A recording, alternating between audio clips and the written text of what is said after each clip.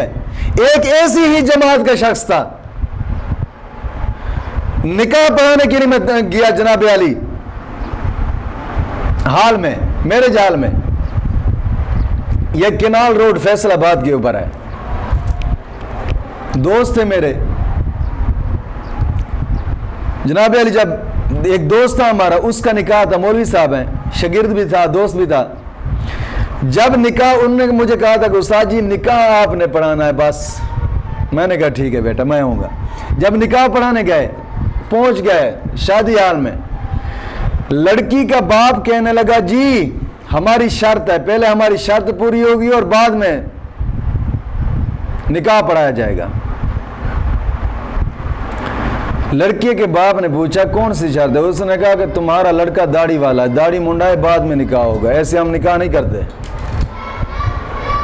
لڑکا میرے پاس ہے, استاد جی میں جی وہ تو یہ تو اب کافی پرابلم بن گئی ہے جناب علی, یہاں میرج حال میں کافی سارے لوگ اکٹھے ہیں, یہ تو ہماری بےزتی ہے, اب مہربانی فرمایا اگر مجھے اجازت دیں تو میں داڑھی تھوڑی تھوڑی کٹوا لیتا ہوں. بالکل نہیں کٹواتا, تھوڑی سی کٹوا لیتا ہوں.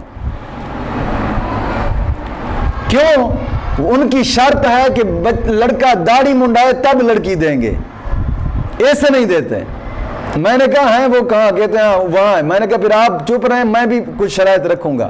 کہتے ہیں ٹھیک ہے استاد جی. میں چلا گیا, جب وہاں بیٹھے لڑکی کے باپ, میں نے کہا سامنے بیٹھے جی, بیٹھے. میں نے کہا جی آپ کی کیا شرط ہے؟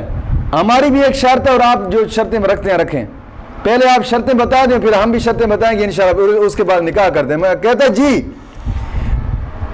میں نے کہا جی بتائیں آپ کی کیا شرط ہے؟ کہتا ہے ہماری شرط یہ ہے کہ لڑکا جو ہے یہ داڑھی والا ہے, داڑھی منڈا ہے.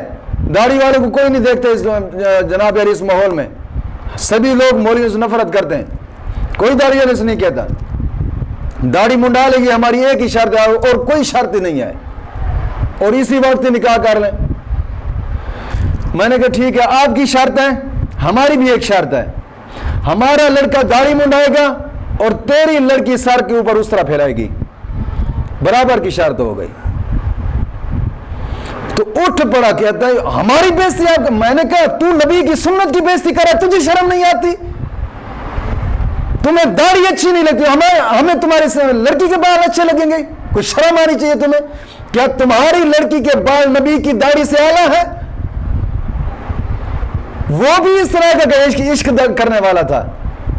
وہ ایسے عشق کسی کھاتے کے نہیں ہوتے. بزرگ لوگ فرماتے ہیں عقل بھی ہونی چاہیے, عشق بھی ہونا چاہیے.